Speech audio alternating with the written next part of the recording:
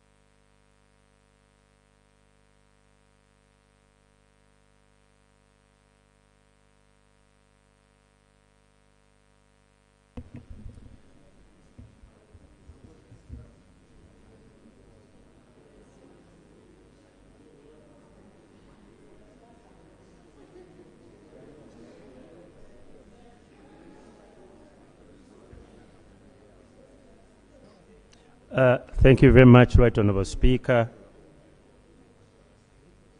Right Honourable Speaker, I don't know whether the House is in the mood of this, but I hope they are. This is the report of the Standing Committee on Rules, Privileges and Discipline on the review of the rules of procedure of Parliament. Right Honourable Speaker, I beg to lay on table the minutes of the several meetings held by the committee, plus the original report,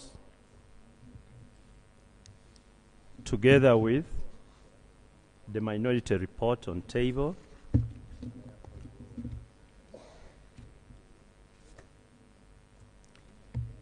Right Honourable Speaker, the report itself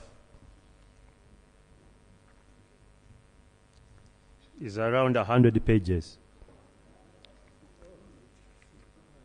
But the amendments also are around 23 pages. So we are talking about 123-page reports. And whereas the rules provide that we read the report before we go into committee stage to handle the proposed amendments one by one, I would request, because the report is too big, that I do summary of the major report, and then the debate actually takes place during the committee stage, because we would be handling particular amendments, and so that members don't do a general comment, then they repeat the same arguments when we are going for the particular amendments, if that is comfortable with the members. If it isn't, then I just beg for their patience. I read the whole report. No, I think, Honorable, that would be the right way. I will give members chance when we are handling rule by rule. Members can debate at that stage, so that we tackle one rule, we finish it. We tackle one rule, we finish it. Other than first having general comments, moving around, and then we go back to committee stage, we repeat ourselves, you know, but we give it enough time. Yes, Honorable Guzeri.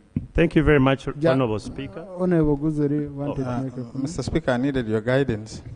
There are matters which this House was considering, and they were premised on the rules as they are. And the proposal, some of the proposals being considered in the rules may affect people who moved under those rules. So what is going to be the fate of such members or issues which were raised under the proposals? I wanted to understand that. Yeah, Chair, did you propose savings? Rules is like the law. It takes effect after it has been pronounced. If there was an issue which was before this House, can only be covered for under the rules as they are. So really, there can never be any confusion. Because now, Chair, retrospectively, would have amended our rules to apply retrospectively. That can be proposed at the what? But we didn't propose a retrospective effect of the rules. No, what I'm saying is simple. That Honorable has said a member moved under Rule A, okay? And now you have amended that Rule A, and now the rule that applies to the subject matter is, for example, Rule C, okay? What would happen? And I was asking that, did you propose, for example, to say we save the business that had been moved under these other rules? This is a matter of the law. Let me first allow Chair rules to help us on. No, we didn't address ourselves to that, but okay. It's not too late. At the end of this the amendment, we can have that retrospective resolution. Thank you. Chairman, please present, let us receive the report. I happen to be in that fear, and I'm happy that my brother raised this concern. Specifically, I did raise a question here on the handling of the National Legal Aid Bill. The law, the rules, and rule, I think 121, I don't have my book here, says that if a committee fails to deliver a report to the floor, and the time that was given by the House has elapsed, or given by the rules has elapsed, the House has the right to proceed as though the report has been considered by the committee. In the event that that particular clause or rule is affected, what is going to happen? And that is the question. So for us, the members of Parliament, we don't take this lightly because it can wound us. All the efforts that we have put in this can be put down in one evening. And that's a serious issue. Thank you. And we will be happy that we agree that such a clause or provision is saved, that whatever is being affected now, we allow for it to be disposed and is not caught up by these movements. Thank you. Thank you. The chair really guided very well on that. And so let's move. No, please, Chair, read the report. Chair, read the report. Thank you very much. Really, I didn't want to preempt the debate or even the report. Right Honourable Speaker, background to the current review of the rules of procedure. On the 9th of January 2024, during a plenary sitting, Honourable Seung Gonzak, MP Kalung West, raised a procedural concern regarding the designation of a member of the ruling party as chairperson of the Committee on Human Rights. He argued that given its function, the Committee on Human Rights should be classified as an accountability committee, which by tradition should be chaired by a member of the opposition.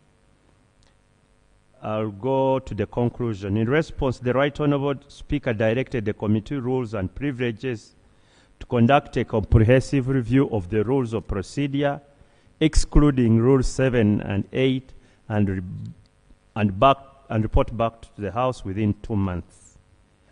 Right Honourable Speaker, this 1.4 covers the objectives of the review, being to identify and address gaps noted from the implementation of the rules of procedure of Parliament for the satisfactory functioning and efficient transaction of business of the House and its committees, to align certain rules with the Constitution and other applicable laws, taking into account the court decisions that have impacted on the procedure of the House and its committee, to codify the well-established practices of the House and rulings of the Speaker where applicable in line with Rule 8.2 of the Rules of Procedure, and 4, to introduce new procedures aimed at enhancing the operational efficiency of the House and its committees, drawing from best practices from other Commonwealth countries.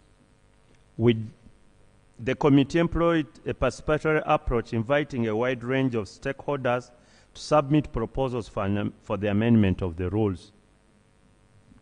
Right Honourable Speaker,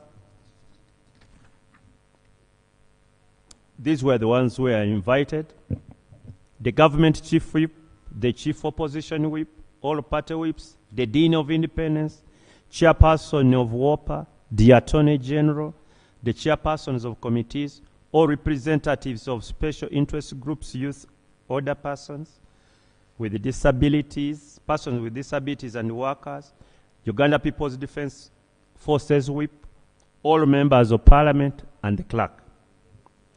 However, the committee received written memorandum from only the following: the government chief whip, former and current chairpersons of committees, the Honourable Abedi Bwanika, the Honourable Charles Yayume, the Honourable Sarah Kayaji, the Honourable Niyonsaba Alex, and then these were the members of Parliament who contributed: the Honourable Lulume Waiga, Honourable Byakatonda Abdu, Honourable Court Boniface, the Honourable Saro Pendi, the Honourable Akum Catherine Mavanjina, and the Office of the Clerk. Right Honourable Speaker, we also had a meeting with the stakeholders, who including parliamentary staff, the Principal Office ICT, and then the Parliamentary Department of Official Reporting. We reviewed a number of laws, Right Honourable Speaker, and then there was a study of parliamentary procedure texts, and these were the observations and recommendations.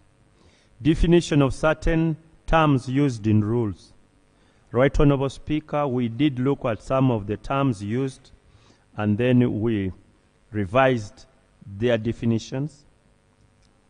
Lead of government business, for example, which had to be aligned with Article 108A of the Constitution. Lead of opposition, which has to be aligned with Section 1 of the Administration of Parliamentary Act.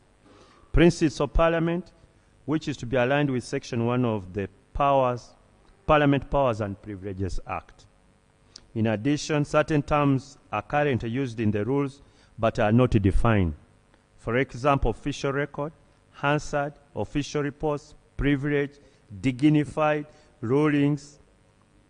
It is further proposed that the definition of cabinet be deleted since the term is not used anywhere in the rules. The definition of whip be broadened to enhance clarity. The definition of subsidiary legislation, which is proposed to be used in the rules of procedure, be included. The committee agrees to the proposed amendments which are aimed at enhancing clarity and ensuring consistency in the application of the rules. Prohibition of campaign for the position of speaker before nomination. Currently, Rule 5.3 prohibits individuals from publicly campaigning for themselves or their agents in a manner that breaches the code of conduct for members of parliament. The office of clerk proposed an amendment, provision before Rule 5 to prohibit campaigns for individuals intending to contest for the position of speaker and deputy speaker before their nomination. This was the observation. The committee observes that the proposed amendment does not address any particular mischief and would be redundant if adopted. It is already an established electoral practice that campaigns commence only after nomination, and any activity conducted before nomination cannot be regarded as campaigns anyway. So the committee therefore rejects objects to the proposed insertion and considers the current Rule 5 sufficient. Seating arrangement in the House. Right Honourable Speaker, there are proposals. However, we do propose that the practice of free seating should be explicitly provided for in the rules of procedure to cater for situations where seating limitations arise. Colleagues, free seating has not been provided for in our rules. It has always been the discretion of the chair when the situation arises. So we are proposing that it is entrenched within the rules. The rules should provide that the front rows on the right and the left-hand side of the speaker should be reserved for the key leaders in the House who shall be specified in the rules. This provision should remain in effect even when free seating is allowed to maintain order, decorum, and respect for the hierarchy in parliamentary proceedings. The practice has been that both front benches are swarmed by the back benches, and we thought it's part of our practice to respect hierarchy of our leadership. We need to leave both benches on both sides of the House not to be affected by free seating. So we are reserving them specifically for those who are entitled to sit on them. The rules should provide that the Speaker shall ensure that each member of the House has a comfortable seat, taking into consideration age and physical disability of a member. The rules should stipulate that the seats designated for members representing persons with disabilities and older persons should be always reserved for them, even when there is free seating. Right Honourable Speaker, we also look at the Parliamentary Commission. So many proposals were made. But we go to, let us look at the proposals that were made because this is quite crucial. The committee considered the proposal by Honourable Abdul Katonda to amend Rule 11.1 to include an independent member of Parliament on the Parliamentary Commission to ensure representation of independent members on the Commission. The Parliamentary Commission is established under Article 87A of the Constitution of Uganda. It is also provided for under Section 2 of the Administration of Parliament Act and then Rule 11.1 of the Rules of Procedure. Section 2 of the Act provides that the Parliamentary Commission shall be composed of the Act the Speaker, Deputy Speaker, leader of government business, his or her nominee, the Minister responsible for finance, the leader of opposition, his or her nominee, and 4 members of Parliament, one of whom shall represent, none of whom shall be a minister. Section 2.4 of the Act further provides that the nomination of candidates for election to the Commission of the 4 members shall be done by the government and opposition sides. The committee found merit in Honorable Yakatonda's proposal, considering that both government and opposition are represented on the Parliamentary Commission. However, while independent members who currently, I think that wasn't however, while independent members who currently number 74, which is 14.3, are not. However, the committee could not adopt the proposed, since the commission, the composition of the commission as outlined in Rule 11.1 is grounded in Section 2 of the Administration of Parliamentary Act, and any modification to the rule would require first to amend the Act. Proposal to ensure gender parity in the Parliamentary Commission. The committee considered a proposal by the Honourable Sarah Opendi to amend again Rule 113. And this is what 2 members, and the Honourable Sarah Opendi had proposed 2 male members of the Commission and 2 female members of Parliament shall be elected under Sub-Rule 1F. Currently, Rule 11.3 stipulates that at least one of the 4 members of Parliament elected under Rule 1F must be a woman. While the committee recognizes the importance of gender balance, it notes that the existing Rule 11.3 is also grounded in Section 2.3 of the Administration of the Parliament Act. As such, any modification to this rule would first require an amendment of the Act. Need to ensure parliamentary procedure for election of Parliamentary Commission. Section 2.4 of the Administration of Parliament Act provides that nomination of the candidates for election to the Commission of the 4 members of Parliament referred to in subsection 2 shall be made by the government and opposition sides. The same provision is replicated in Rule 11.4 of the Rules of Procedure.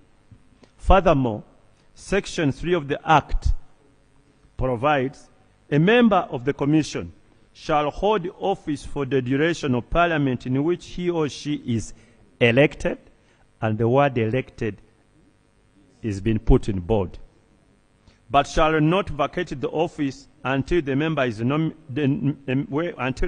nominated or elected in his or her place, as the case may be, immediately after general election. The committee notes, whereas both the Act and the rules cited above envisage election of backbench commissioners, what is currently being done is designation, where nominees from the parties are presented to the House for approval without elections. The ruling party nominates 3, while the official opposition party nominates 1, making the required number of 4 commissioners. The committee observes that the current practice effectively shifts Parliament is responsible to elect the 4 parliamentary commissioners to the political parties, undermine the spirit and intent of the law. Additionally, the current rules of procedure lack a clear and detailed procedure for nomination and election of backbench commissioners, leading to potential ambiguity in the election if the election were to be held.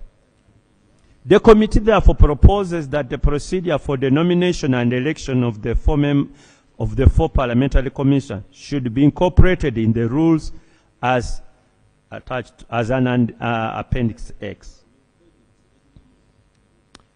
The committee notes that unlike procedures governing the election of members of IALA, and the Pan-African Parliament, which explicitly require nomination of candidates to be made by the political parties represented in Parliament.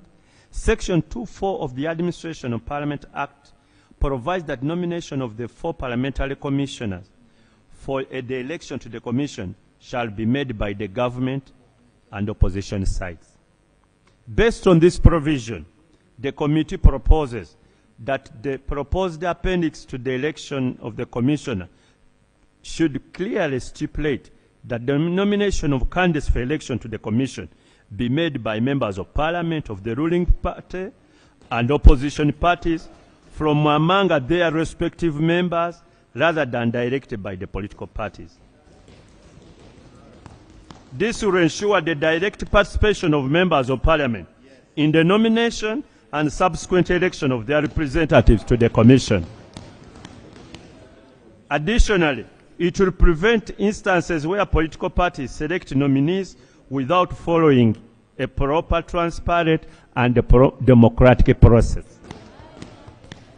The committee further proposes that the nomination of a candidate to the commission be conducted in a manner that fosters competition and ensure that members of parliament have a sufficient number of candidates to choose from. Accordingly, members of parliament from the party in government should nominate 6 to compete for the 3 positions allocated to the government, while members of parliament from the opposition political parties should nominate 3 candidates to compete for the 1 position allocated to the opposition.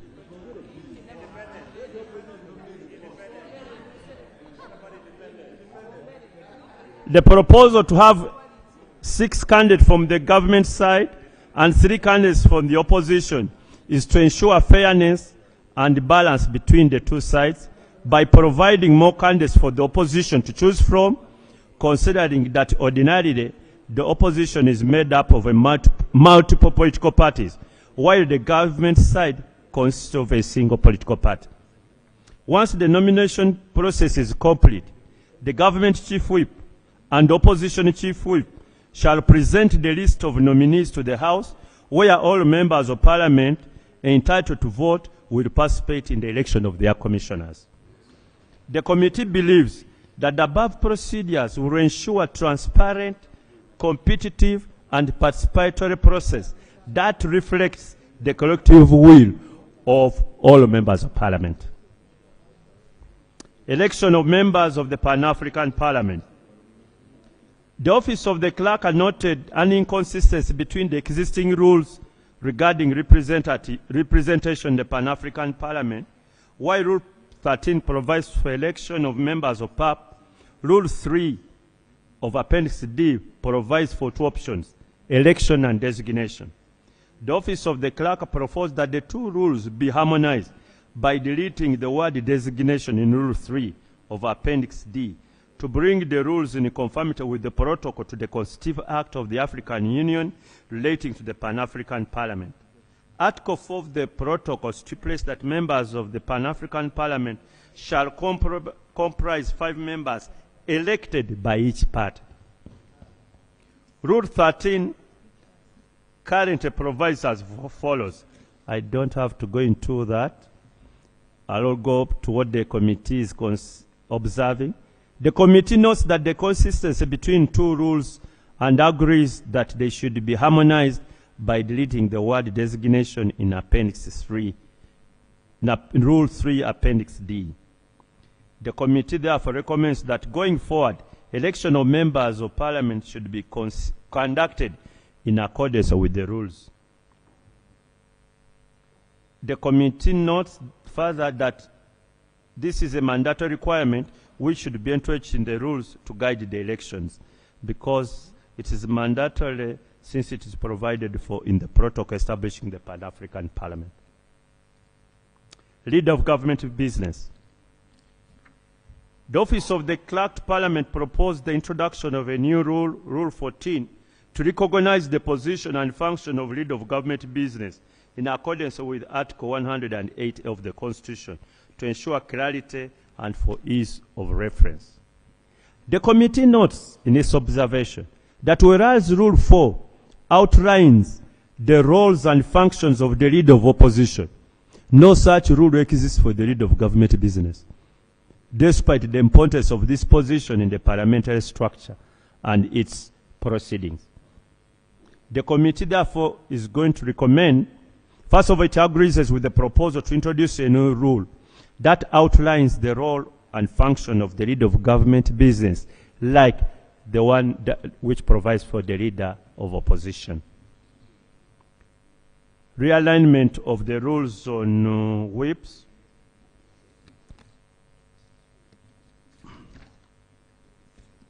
There were suggestions. The committee considered the proposal by the clerk's office again by realigning Rule 15 by eliminating unnecessary and redundant provisions.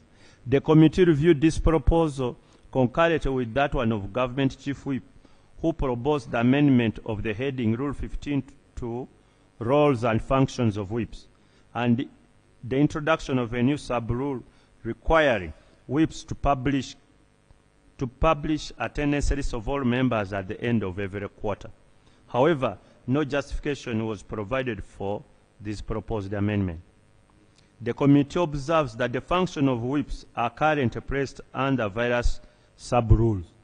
The amendment proposed by the Office of the Clerk seeks to consolidate those functions under a single sub-rule, thereby enhancing clarity and also ease of reference. The committee, therefore, agrees with this amendment and will propose amendments to it. Suspension of the rules. Right Honourable Speaker, we looked at it. The current position is under Rule 16.2, which outlines specific rules that cannot be suspended as follows. Rule 5, Rule 6, 11, 12, 13, 1, 16, 98. The proposal by the Office of the Clerk seeks to expand Rule 16.2 by adding several more rules, like 1, Rule 10, presence of the President in the House, Rule 24, quorum, 18, order in the House, 93, majority decision, removal of President, 108, procedure for removal of Speaker and Deputy Speaker, vote of censure against ministers, Rule 110, removal of a commissioner, 111, removal of a person from office, leave of absence, Rule 112, Rule 118, Rule 124. It goes up to Rule 195. The committee notes that the proposal of the rule on the suspension of rules is to allow flexibility in the conduct of parliamentary business when strict adherence to procedures might delay or stifle debate. This provision allows Parliament to temporarily set aside certain rules in exceptional or urgent circumstances. In the Malema Billy's case, the Supreme Court upheld Parliament's right to suspend its own rules if a motion to do so is seconded. However, the committee notes that the safeguard must be built into the rules by preventing potential misuse of this rule. Certain entry rules, especially those addressing non-derogable constitutional rights, like the right to a fair hearing and principles of democratic governance, should never be suspended. These include rules on the election and removal of persons from office, quorum requirement, and voting procedures. In the case of the Honourable Zake, the court ruled that suspending rules 24, 110, 111, 175 of the rules of procedure during parliamentary sitting compromised the rules of natural justice, thereby contravening Article 2, 28, 42, 44, 88, and 94 of the Constitution. The court observed that while Parliament has power to make its rules of procedure under Article 94 of the Constitution and to suspend them under Rule 16 of its procedure, this power is subject to the provision of the Constitution.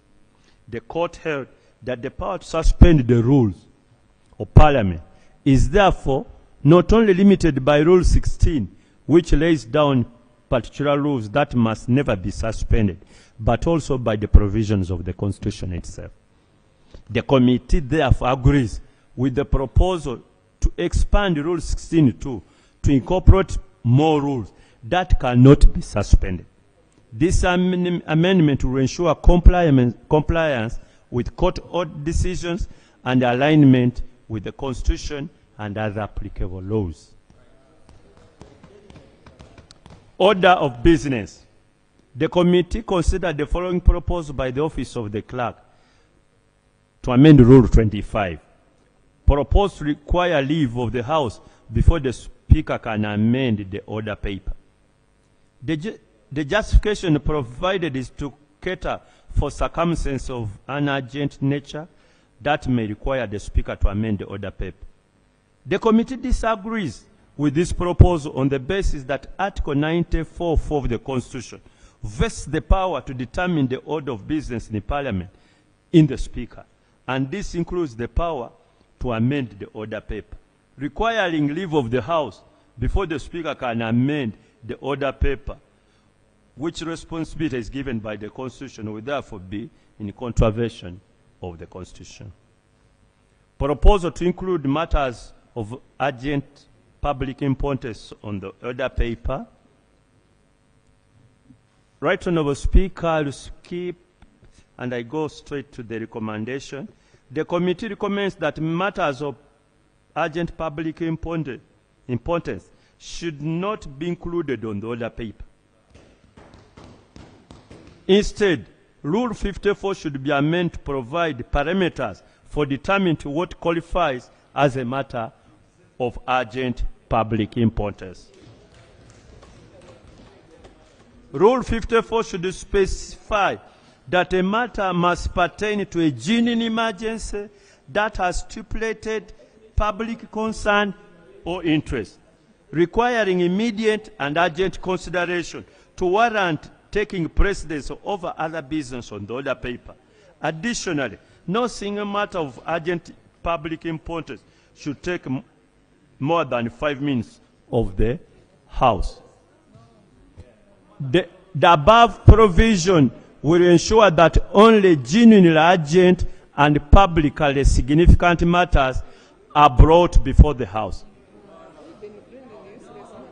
And the reason is proposal to impose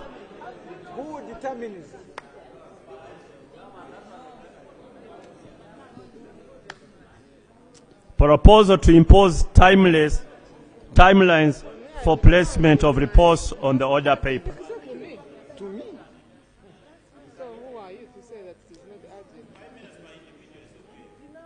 Proposals to impose timelines for placement of reports on the order paper. The committee observed that the petition are like any other businesses before the House and should therefore not be treated differently.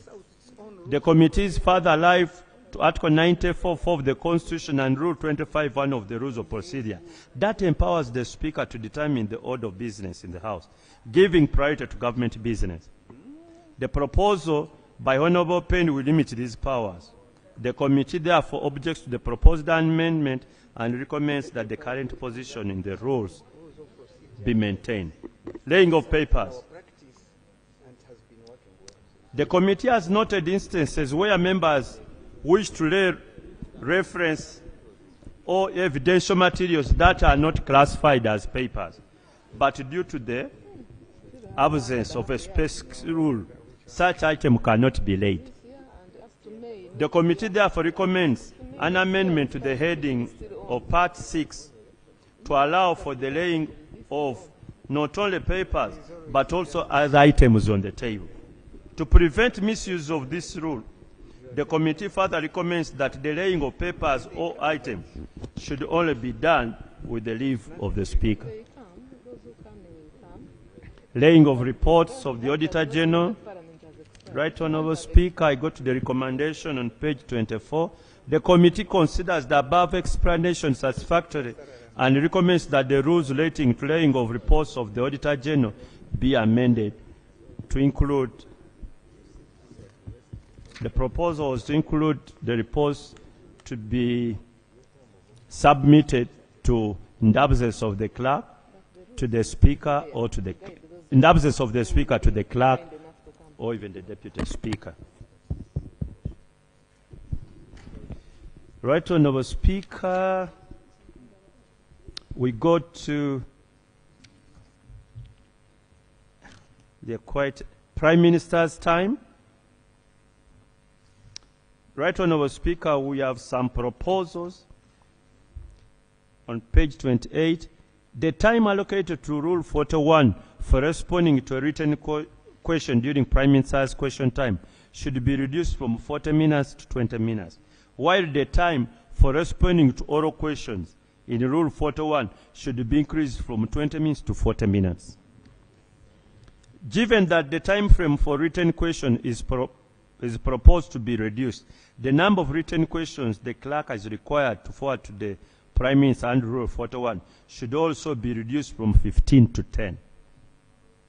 41 should be amended to require that all written questions to the Prime Minister be precise, concise, and address only one matter of government policy or the general performance of government. Similarly, the Prime Minister's response should also be precise and concise.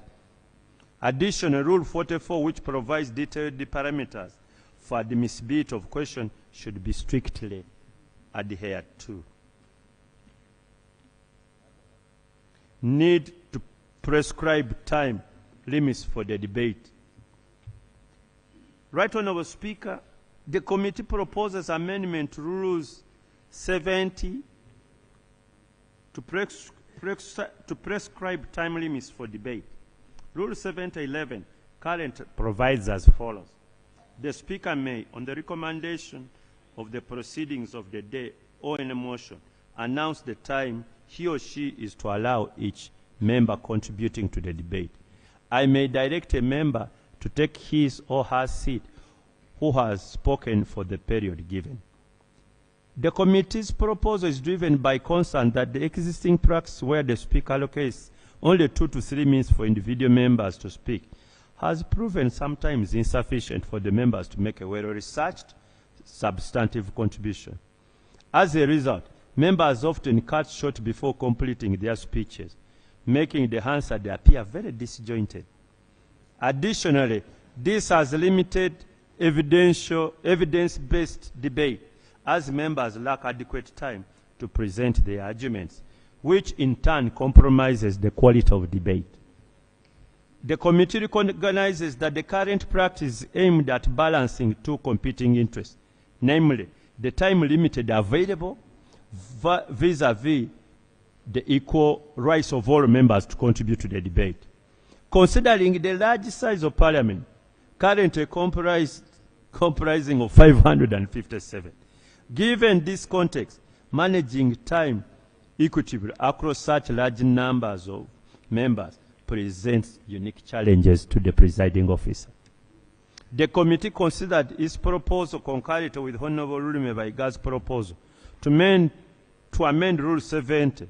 Since two are related, Honourable Baiga's proposal was the presiding officer during any sitting of Parliament shall ensure that each party represented in Parliament is allocated time on each motion or House business under consideration in Parliament.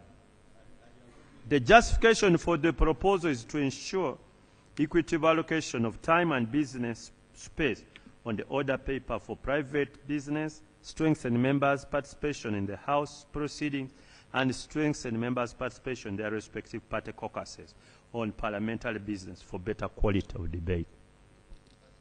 In search of a more effective solution, the committee conducted comparative analysis of how other Commonwealth countries have managed time allocation while ensuring productive and equitable debate. We looked at what obtains in South Africa, in Kenya, in Zambia, in Lusaka, and right, Honourable Speaker, we go to the recommendation. The committee recommends that the time limits for members of Parliament to debate be prescribed in the rules of procedure of Parliament. However, given the size of Uganda's Parliament and need to ensure equitable participation, the committee proposes a standard time limit of not more than 5 minutes per member. However, the Speaker should retain the discretion to adjust the time, either increasing or reducing it in exceptional circumstances, having regard to the importance of the subject or the number wishing to contribute to the debate. The practice has been just the Speaker allocating time, but now we are trying to put it in the rules such that he acts within the rules when he's either increasing or reducing time. Content of speech. There are many recommendations, then there are cases cited. This is what we are recommending.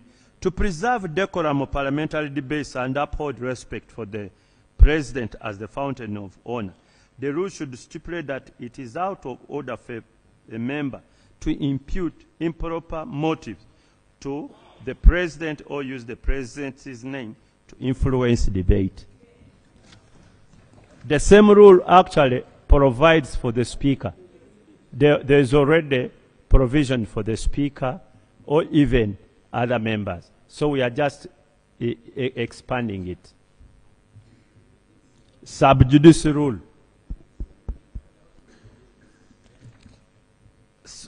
We go to the recommendation. Rule 78 should be redrafted and reorganized to clearly define the circumstances under which a point of order, procedure, privilege, or information may be raised in the House. This is to ensure clarity and to ease of enforcement.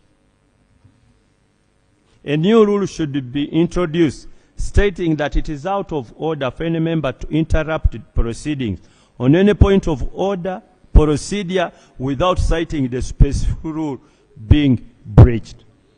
Right Honourable Speaker, colleagues, the practice has been members rising procedure when there's nothing procedure about what he's talking about. After they raise it to access the microphone and call the presiding officer. It is a point of procedure, but there is no procedure being raised. So I thought we need a little bit clarity under what circumstances you rise, and please rise by the proposals we are making. The presiding officer should strictly enforce the requirement that members rising on a point of order or procedure cite the rule being breached to prevent abuse of this rule. Code of conduct. The Honourable Doctor, you may propose about dress code. It's quite long, but this is the sort of thing we come up with. Rule 82 on dress code for male members should be amended by including a cravat and flaps as an alternative to a tie. As an alternative to a tie. Cravat and flaps. Look at the speaker. Look at what the speaker is wearing. That's not a tie. You people, you're not looking at me. That's your paper. You can see those who are not complying. A pair of long trousers with a jacket, kanzu and a jacket, safari suit, and decent traditional wear should be removed from the rules. The only acceptable dress code for members should be a suit, shirt, and a tie. This will uphold decorum and ensure consistency and uniformity in the dress code for members of Parliament.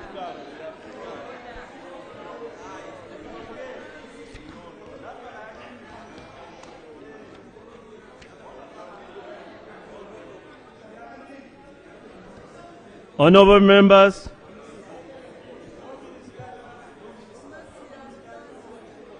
honourable members, order. Honourable colleagues, order. Honourable members, the practice has been people come with all sorts of curtain materials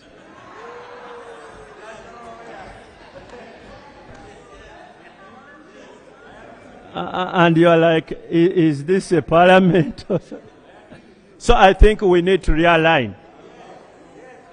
We need to realign such that the decorum of this house, and we are making proposals.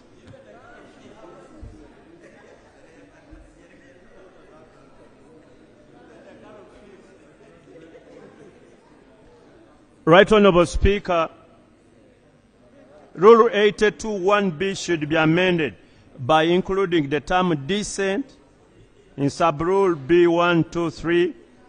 Addition the terms decent. Additionally, the terms decent and dignified, which are currently used in the rules, should be defined to foster a clear understanding of the standards of decency expected of members of parliament. The phrase decent traditional wear causes a little bit of problems. What amounts to decent and traditional wear? Dress for UPDF.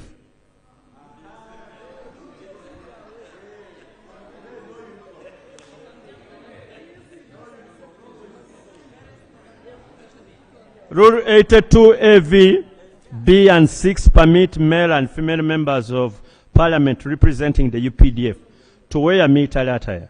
The committee notes that the official attire for UPDF was gazetted in the Uganda Gazette of 46 volume blah blah of 2019, and this includes the Kaunda suit, ceremonial uniform, battle dress, combat uniform, and Mount Cam combat uniform, among others.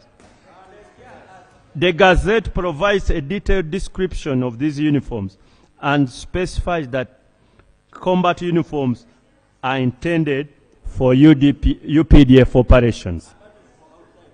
However, the committee has observed instances where certain members representing the armed forces have worn combat uniforms while attending parliamentary proceedings. The committee finds this inappropriate since such attires carry the connotation of a battlefield.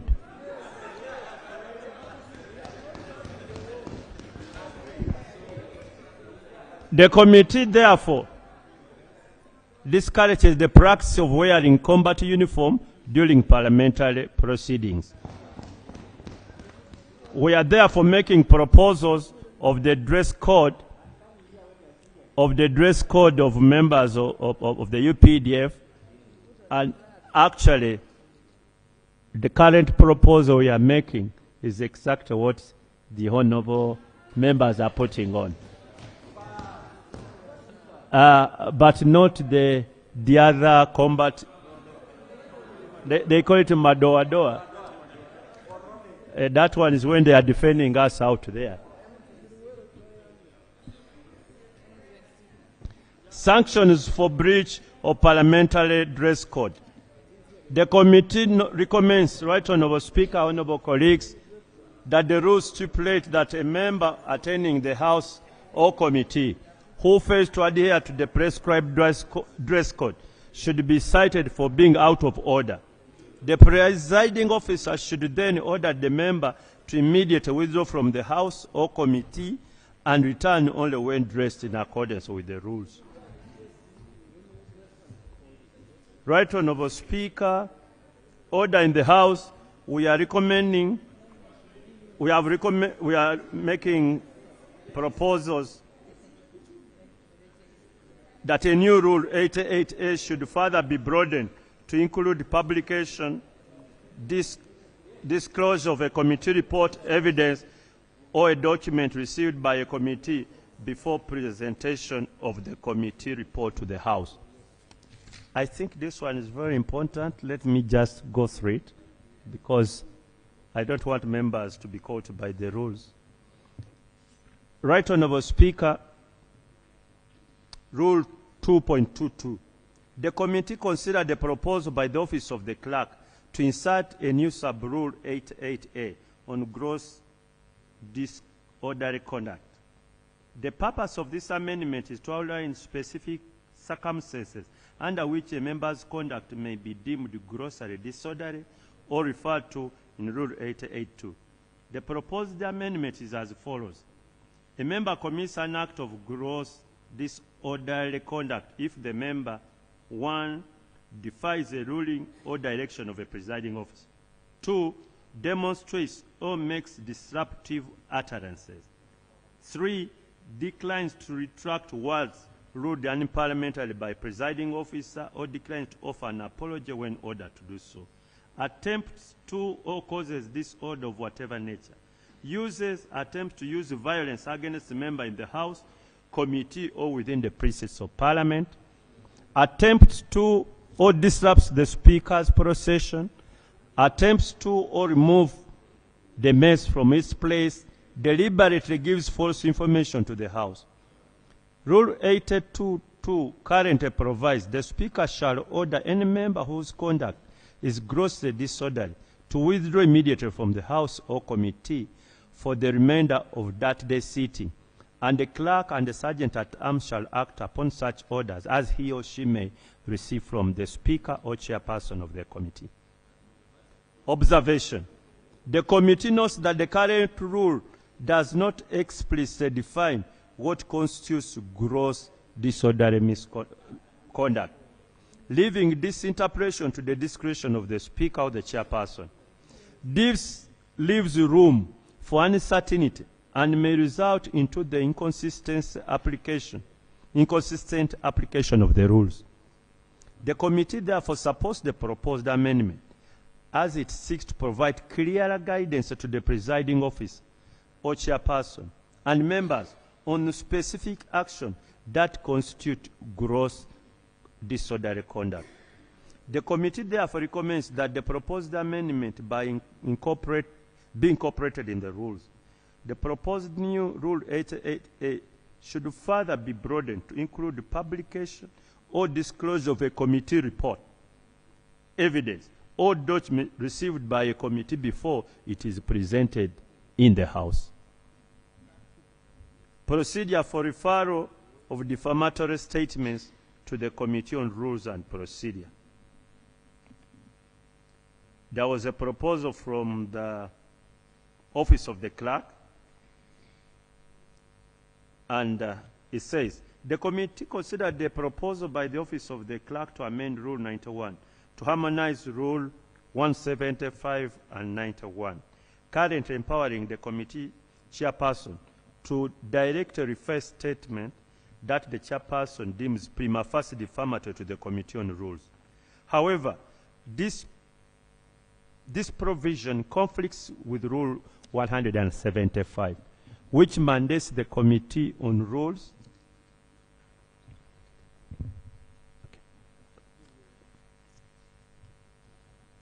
which mandates the Committee on Rules, Privileges and Dispute to handle disciplinary matters referred to it either by the House or the Speaker.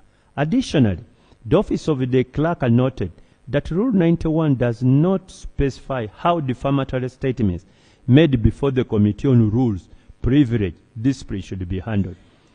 It was proposed that in such cases, the matter should be referred to a select committee to avoid potential conflict of interest and ensure an independent and impartial investigation.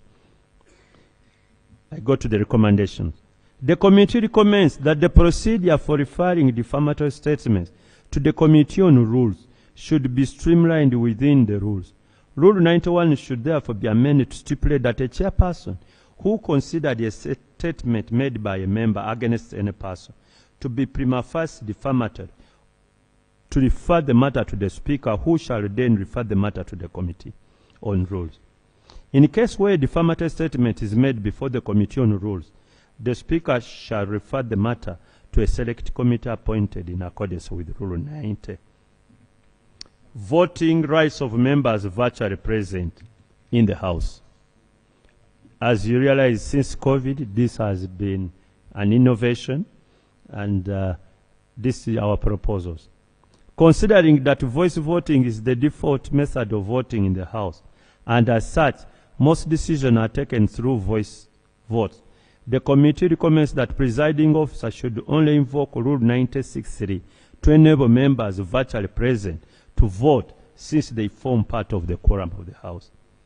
The new parliamentary chambers currently under construction should be equipped with appropriate ICT infrastructure to facilitate electronic voting. Additionally, the design should include individual desks and dedicated seats to facilitate both physical and virtual participation of the members of parliament in the House. Censure of ministers. I go just to the recommendation. The rules should make a clear distinction between a petition and a motion. The petition is directed to the president, while the motion is the formal procedure within parliament. To harmonize the rules, 118 of the to harmonize the rules with Article 118 of the Constitution, the rules should clearly state that proceedings of a nature of a minister are initiated by a petition to the president through the speaker, signed by at least 1/3 of members of parliament. Therefore, the petition should be presented to the president before any motion for censure is moved in the House. After the petition has been presented to the president, the motion for censure can then be moved in parliament. Just read the rules that they are first. Proposal to bar censured ministers from attending parliament.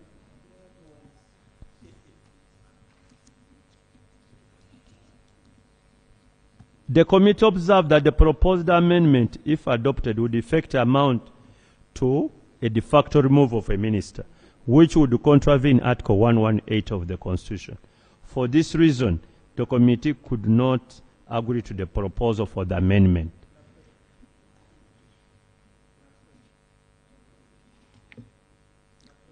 Removal of Parliamentary Commission. Honorable colleagues, those come during the debate. Here he's reading a report. It's not his report, it's a report of the committee. So anything to do with the report, we should ask at the end when we are debating. And I'm trying to, if I read the whole of the report, which I'll take the whole day here. Removal of a parliamentary commissioner. Right Honorable Speaker, we do recommend that the committee recommends that the procedure for the removal of parliamentary commissioner should be streamlined and consolidated under a single rule to ensure clarity, consistency, and completeness. As it is now, you can find it in many other parts of the rules. So we want to consolidate them. Urgent bills. The committee agrees with the proposal that we delete urgent bills. Rule 119 expresses that whereupon the recommendation of the appropriate committee of the House appointed for that purpose,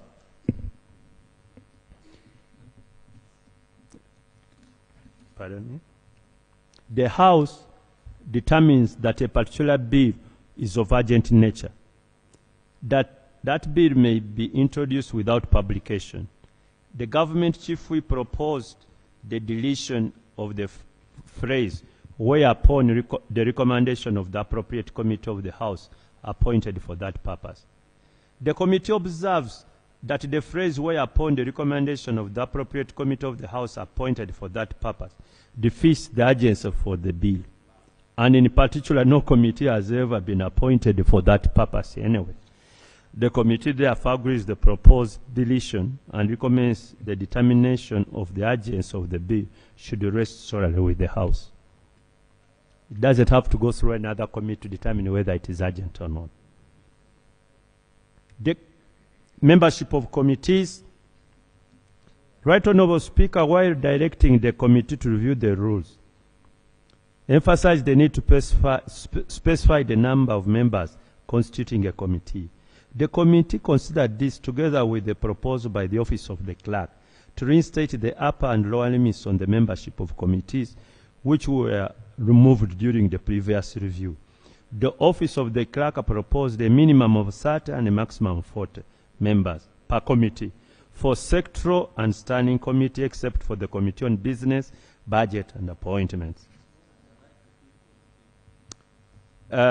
Right Honorable Speaker, we go to the recommendation. considering that there are 470 members of parliament eligible to serve on committees, excluding Speaker, Deputy Speaker, Vice President, Prime Minister, Ministers, the rules should specify the membership of committees, except for business committees, as follows. All committees except the Budget Committee should have a minimum of 20 and a maximum of 40.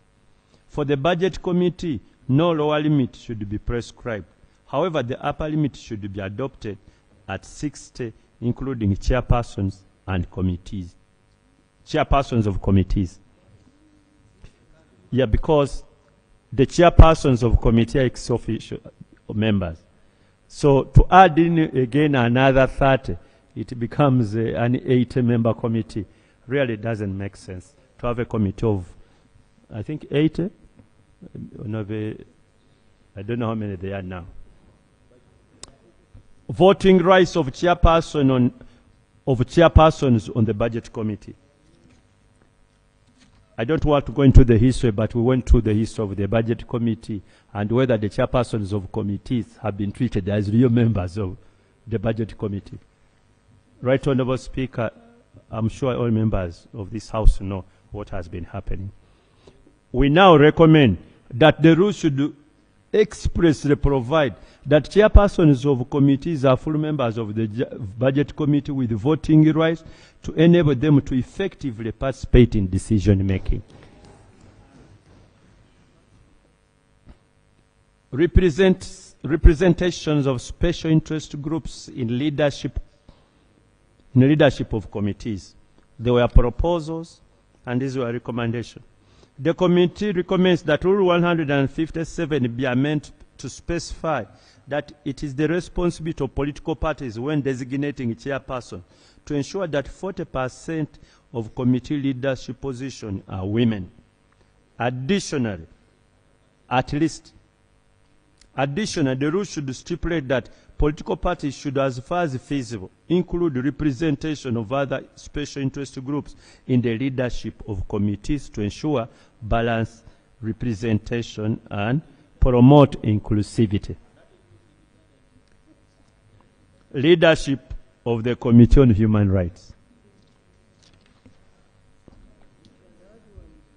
The committee, we went through a lot of this, but this is our recommendation. The committee recommends maintaining the current status quo where the Committee on Human Rights is chaired by a member of the ruling party.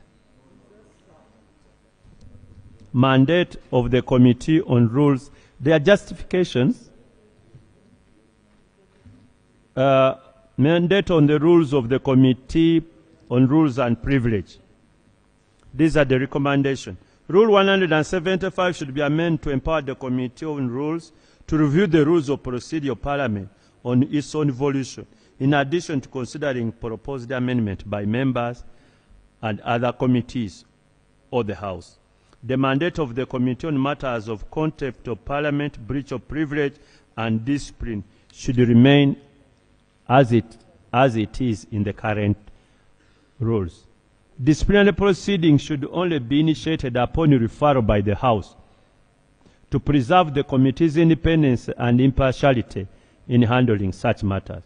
The mandate of the committee should be broadened to include proposing amendment to the rules to give effect to the rulings and decisions of the Speaker.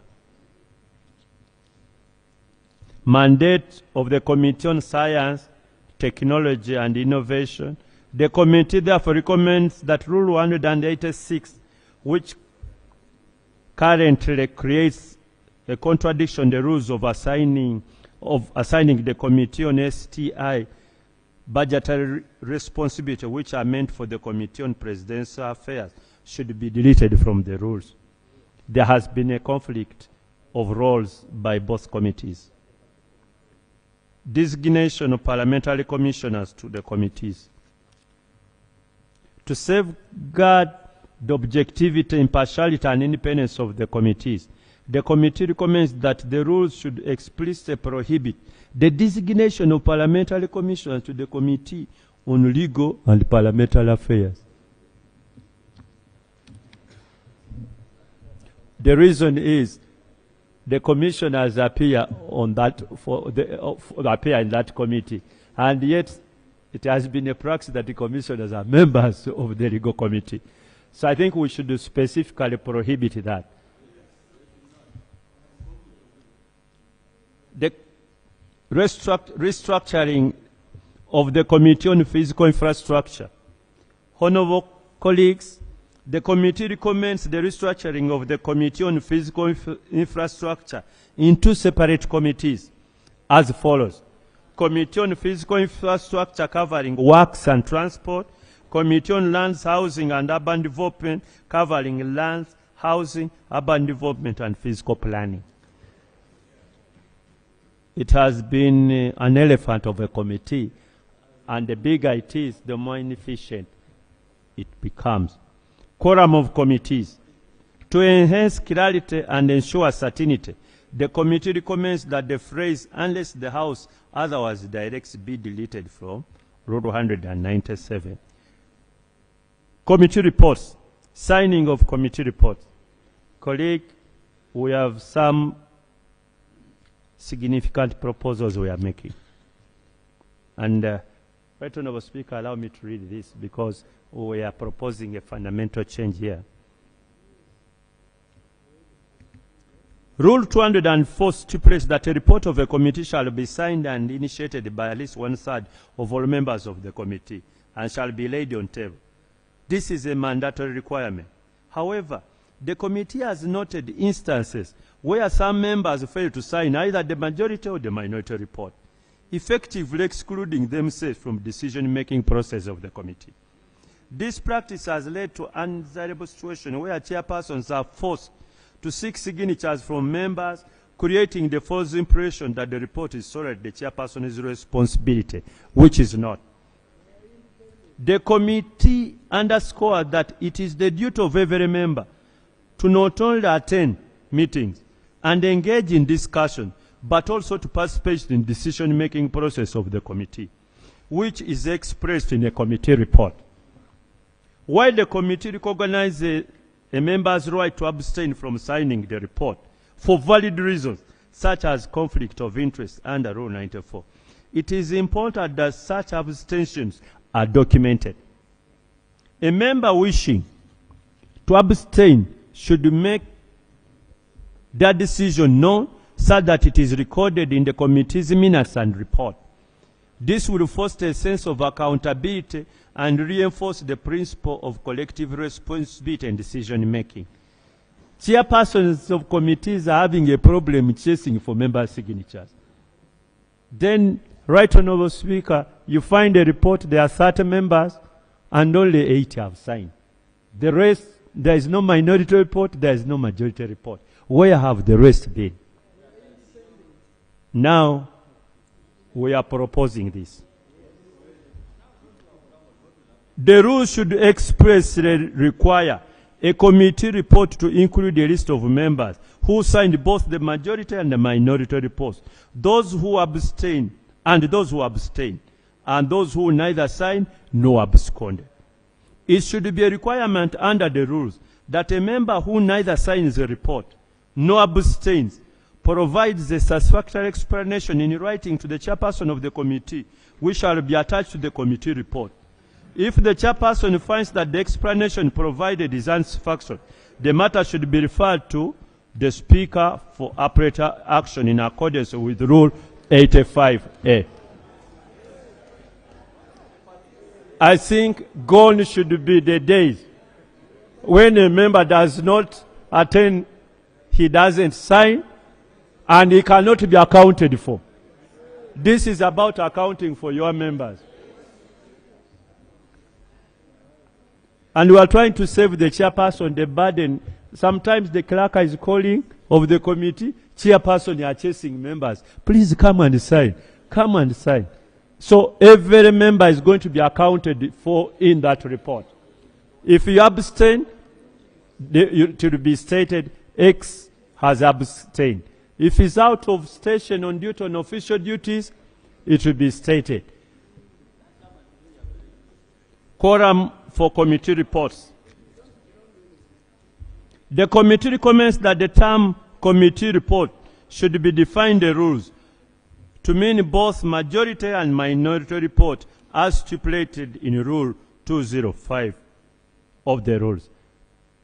Committee report hadn't been defined. We are now defined it as a committee report. Like it has been stated here, Right Honourable Speaker, there is only one report of the committee. Even the minority report is part of the report. So we are now defining it in the rules. Joint committee assignments. The rules should explicitly provide for the consideration of matters by more than one committee and prescribe other models for handling such assignment. Right Honourable Speaker, there are instances where matter has been referred to a joint committee, but it's not provided for in the rules. So we are now providing for it. The committee assigned to jointly consider matter should function as a unified body rather than two separate committees. Accordingly, the Speaker should appoint a chairperson and a deputy chairperson from among us the chairpersons of the committees involved. According to Rule 197, the quorum of committees is 1/3 of the total members number of members on the committee. Therefore, quorum should be 1/3 of total membership of the committee to ensure balanced representation. 1/3 should be, as far as is practicable, consist of unequal representation from each of the committee involved. The committee should submit a single report, which should be tabled and presented by their chairperson, except, of course, where there is a minority. Establishment of a committee on subsidiary legislation and post-legislative scrutiny. Right Honourable Speaker, this is very important. We have enacted many legislations and we have tasked the ministers to come up with the statutory instrument, but many of them have not. So we are putting a committee to follow that up and to track and report on statutory instruments required to be laid before Parliament, but which have not been laid, to scrutinize statutory instruments laid before Parliament and report to the House whether the powers delegated by Parliament are being properly exercised within the scope of such legislation. To carry out post-legislative scrutiny, including monitoring the implementation of laws passed by Parliament. Absence in the committees. The committee recommends the following. The rules should specify that permission for absence in the committee should be sought in writing from the Speaker or the Chairperson, save in exceptional circumstances, as the Speaker and Chairperson may otherwise permit. This amendment will eliminate the current practice where members seek permission verbally and makes enforcement difficult. A new procedure and sanction should be introduced in the rules. If a member misses 10 sittings without permission, the chairperson should refer the matter to the relevant party whip, who will issue a written warning to the member. This will enable party whips to effectively fulfill the obligation of ensuring their members' attendance at parliamentary business. We are trying to help the party whips do their job by the rules. If the member continues to absent himself for an additional 5 sittings without permission, the chairperson shall report the matter to the Speaker, who should then refer the matter to the Rules Committee. This procedure will provide members an opportunity to explain. Expenses of witnesses before committees. To ensure consistency in the application of this rule and enhance clarity, the committee recommends that a standard format for the summons based on Section 9(2) of the Act be included as an appendix. Publication of evidence and committee reports. The committee recommends the rules should be restricted to prohibiting the publication of a report and evidence before the report is laid in the House. And the head note of the rule should be amended to reflect these 2 aspects of the rule. The consequence of breaching the rule should be specified in the rule. A member who breaches the rule should be referred to the Committee on Rules for an inquiry in accordance with the rules, and if found guilty, the member should be sanctioned.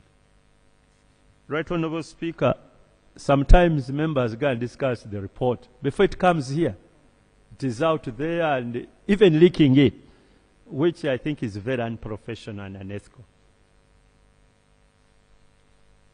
Time frame for the committee report, for the committees to report. I think this the matter Honourable Ogon was raising is moved out.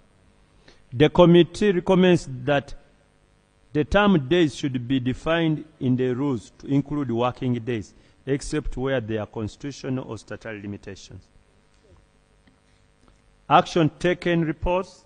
Ministers should be required to submit action taken reports within 2 months of receiving parliamentary resolutions or recommendations. Ministers should be required to submit action taken reports within 2 months of receiving parliamentary resolution or recommendation. This is about accountability. For matters requiring long-term action, ministers should provide at least progressive reports within the same time frame. We shouldn't work in vain. We've taken a resolution and the minister is not reporting on action taken on the resolutions of Parliament. So we are giving them a time report to report within 2 months.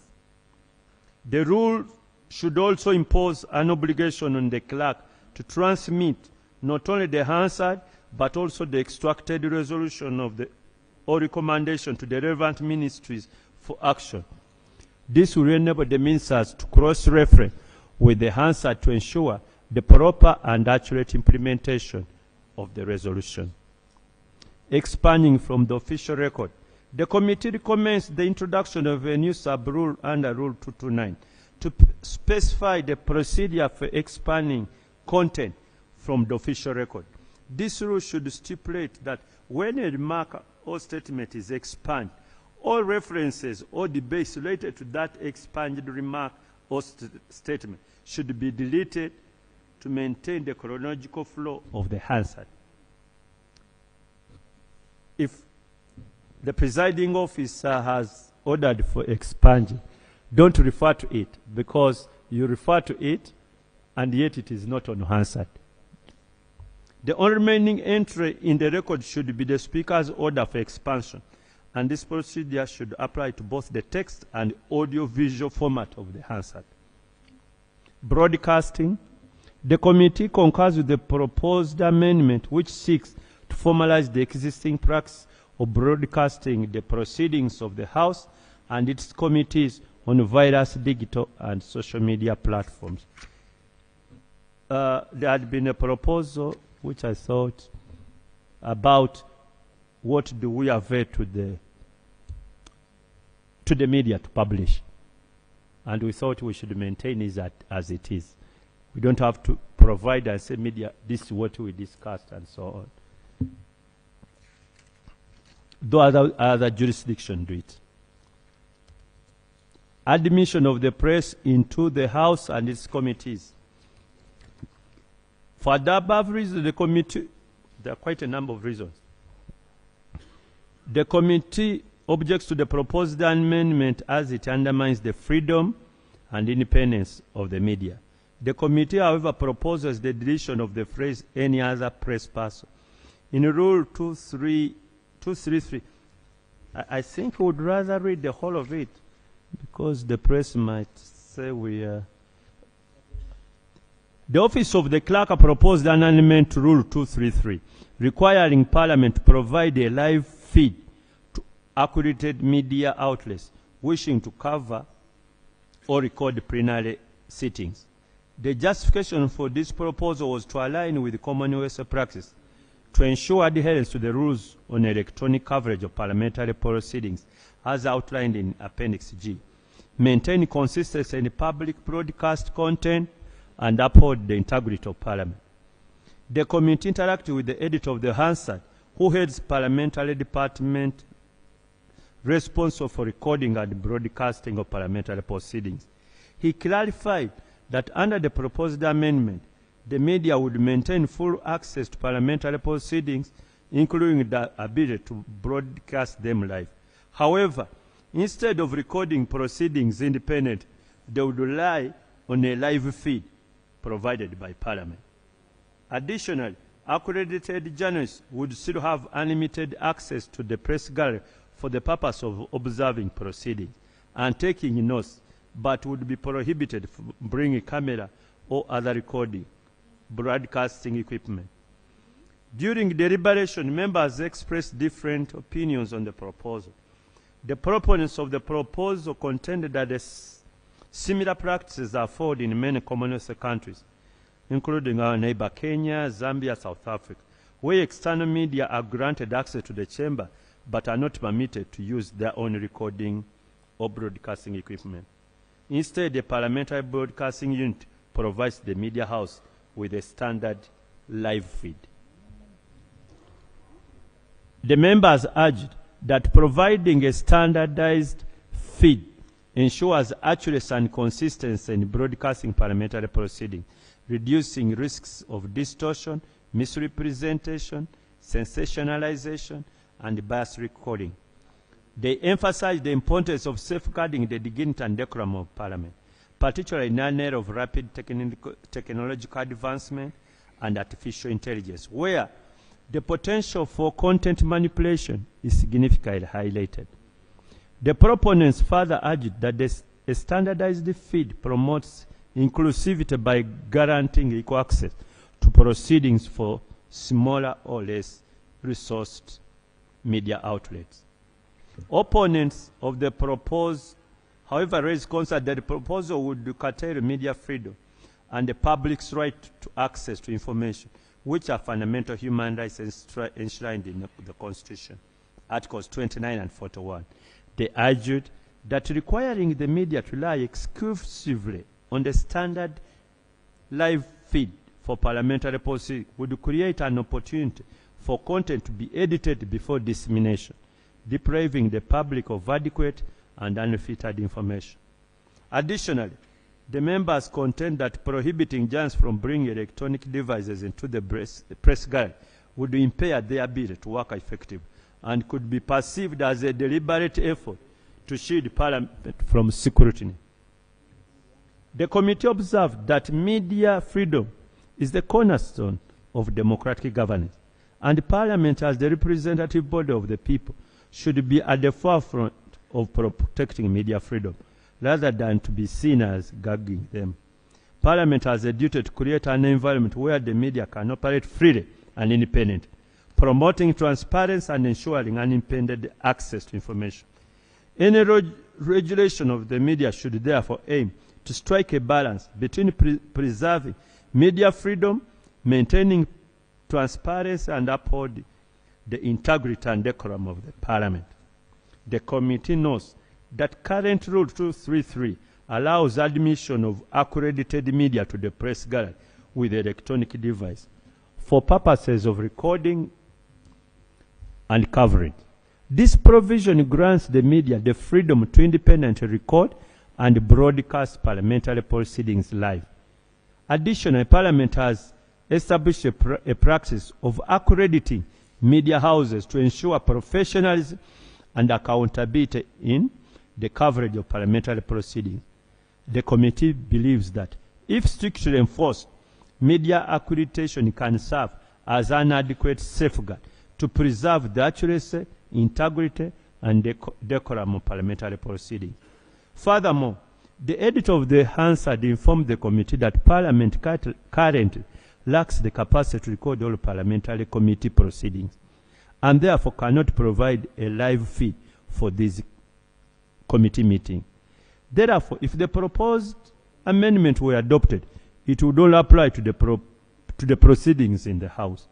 The committee is of the view that it would be inappropriate to have different media coverage, broadcasting rules for the House and the committees.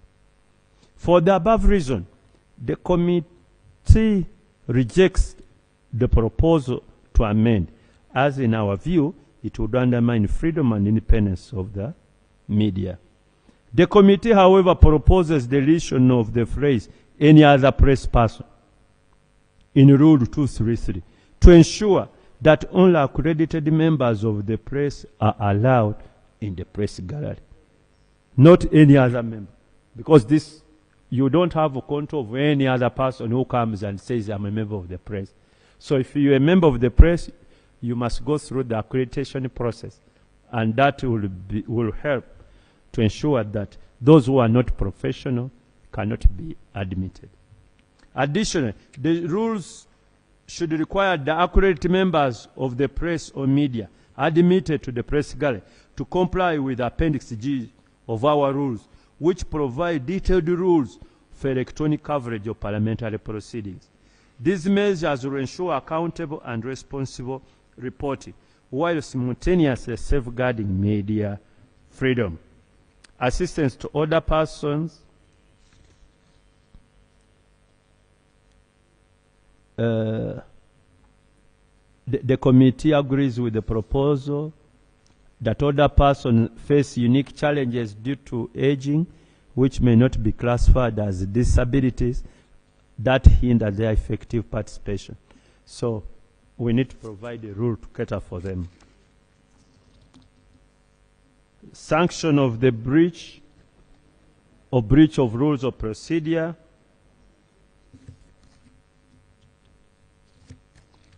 The committee recommends the introduction of the following sanction in the rules: formal warning, reprimand, an order to apologize to Parliament or the House or any person in a manner determined by the House, the withholding for a specified period of the person's right to use or enjoy any of the specified facility provided to members by Parliament, the removal or suspension of a specified period of the person from any parliamentary position occupied by a member, except where the procedure for such removal is explicitly provided for in the rules or any other law. Suspend the member from the service of the House for a period determined by the Speaker of the House. Additionally, the rules should explicitly state that a member suspended from the House shall not, during the suspension period, enter the precincts of Parliament or participate in any activity of the House or committee.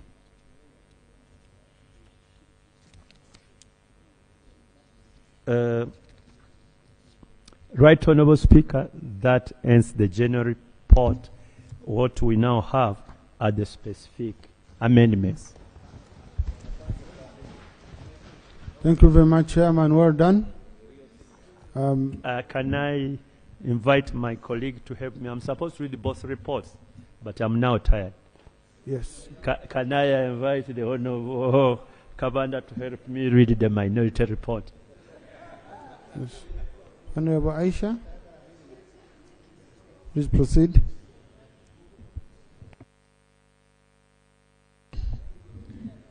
Thank you, my chair and the Right Honourable Speaker. This will be very, very brief. And Right Honourable Speaker, allow me first commend my chairman for his leadership that helped condense this minority. Initially, it was a very voluminous report, but because of his leadership, we kept on harmonizing and building consensus. I commend him for that. 2, allow me also make a disclaimer, because the minority highlights the areas of dissent. It means I agree with every other thing in the major report. So allow me make a disclaimer that one item was discussed in my absence. Therefore, I lost locus to disagree. I couldn't present my view. That is the leadership of the Human Rights Committee. I present my disclaimer over that. Having said that, there are 6 areas of dissent.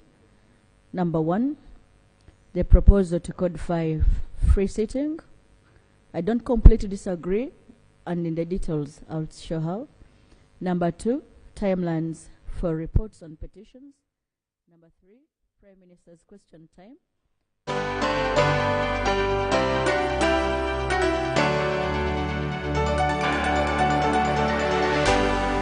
UBC, inspiring Uganda.